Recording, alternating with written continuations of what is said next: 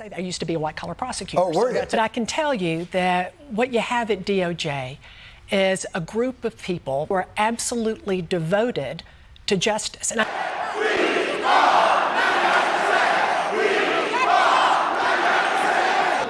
it is pretty clear, actually, that there was massive illegality going on.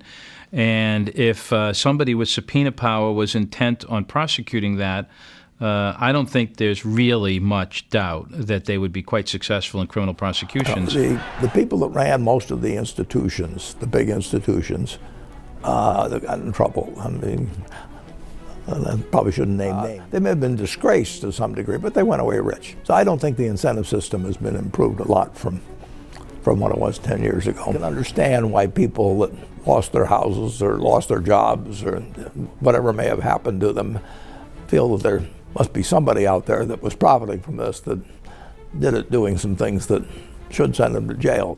What about financial crimes?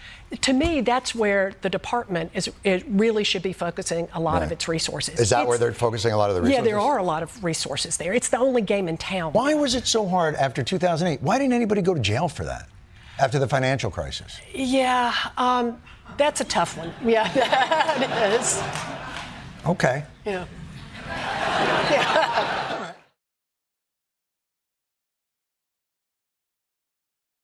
There are economic disparities. I would agree with you that there is, as much as you try to guard against that, there is a disparity between those defendants who are wealthy and those who are not.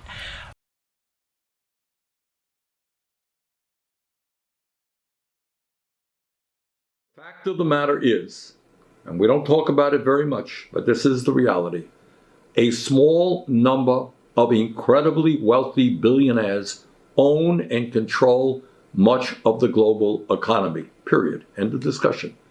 And increasingly, they own and control our government through a corrupt campaign finance system. Since 2020, 5 billion people all over the world have become poorer, while the world's 5 richest billionaires have more than doubled their fortunes at a rate of $14 million per hour. And listen to this. Elon Musk, the world's wealthiest man, has added $120 billion to his fortune just since election day. Got that? $120 billion since election day. While Jeff Bezos, number 2 guy, he only became $67 billion richer in the last month.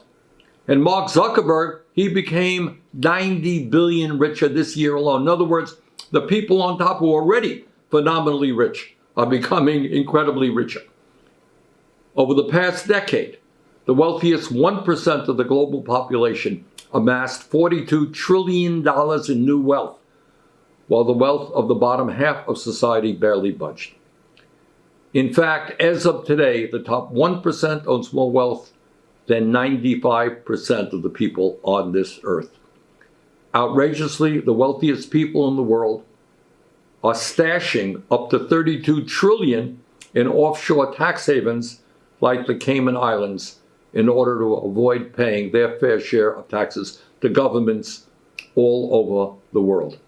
In other words, governments are underfunded, and these people stash trillions in tax havens. Meanwhile, the uber-rich do spend money to protect their incredible wealth. They do it by buying influence, and increasingly by buying our elections.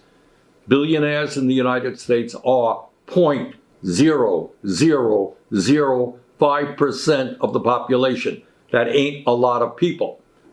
Yet they accounted for 18% of 2024 electoral spending. Tiny number of people spending huge amounts of money to buy elections. Just 150 billionaire families spent nearly $2 billion to buy our recent elections.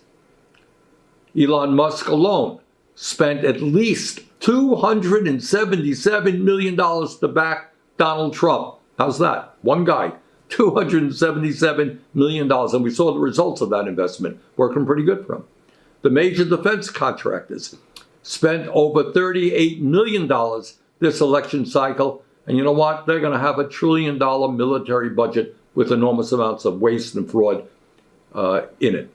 And AIPAC, a billionaire-funded super PAC, spent over $100 million to defeat members of Congress who are critical of the extremist right-wing Netanyahu government in Israel and the horrific war they are waging in Gaza.